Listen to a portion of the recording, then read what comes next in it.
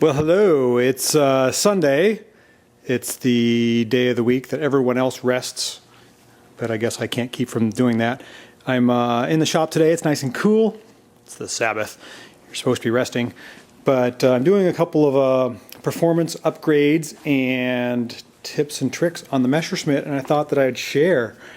So one thing, it's kind of a tip and trick, is I've been working at detailing my engine compartment.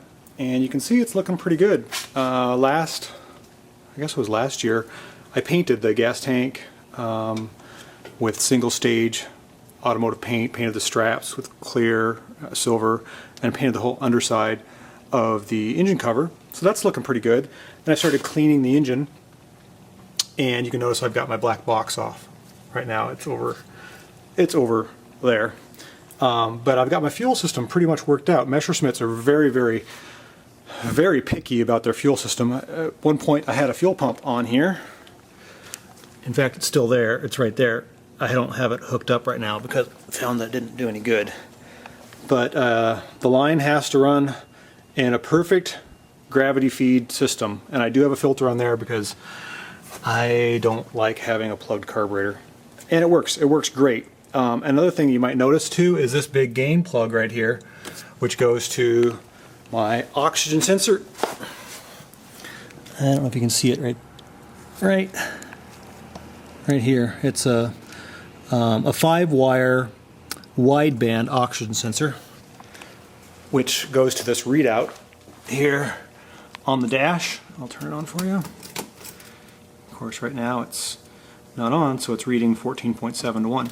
That thing has been crucial to finding the Messerschmitt's state of tune. Finding the correct air-fuel ratio meter. A lot of guys like cylinder head temperature gauges. This is instant and much better. So today I wanted to show you a couple things. I've had the black box off. The black box is normally right here. That's the electronics center for the Messerschmitt. And I found a new coil. My old coil was getting pretty hot, so I replaced it. It was hard to find. And I don't remember. I found it on eBay. It's a Lucas coil, I believe, for a motorcycle. And I've got a new ignition wire, which is MSD wire, that goes to the NGK resistor type 90-degree elbow. And the reason I did that was for this. I have one of those newfangled electronic ignition systems from Heinz Kampling in Germany. And I got rid of my old points.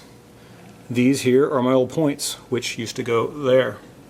And my points on the leading forward contact right here, I don't know if you can see that, there's nothing left to it. And I opted to jump ship. It took a while. I borrowed some points from another fellow. Thank you. Thank you very much, George, for use of your points for so long. And finally I got the electronic ignition in there. It's a little scary because you got to cut some wires and do some things, and I know these aren't kosher nuts, but they're gonna get me through my test session. You've got to cut the wires there that go to the condenser, and also a couple wires to power the unit, which I'm bummed about because it kind of ruins the originality of those wires, but oh well, it's all for the better. So she starts really well now. I'm going to pull the choke and turn the key, and it's cold. Oh, I might have actually flooded it. That's what I get for toting. Yeah.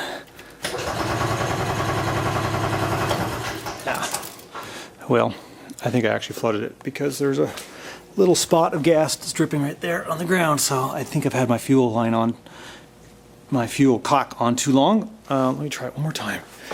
Make her fire up. There she goes. Give her a little gas.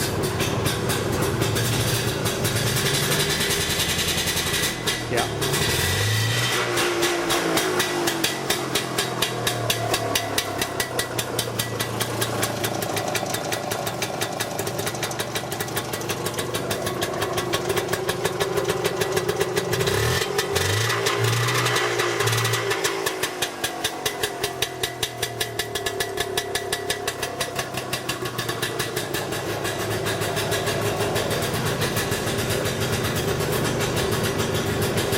can see my air-fuel ratio meter is reporting instantly what the air-fuel ratio is.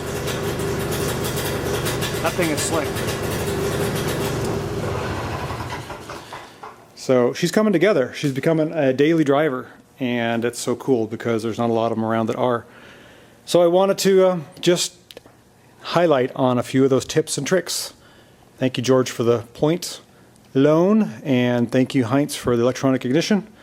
I got it in there and figured it out, even though the instructions were in German. Thank you, and thanks for watching.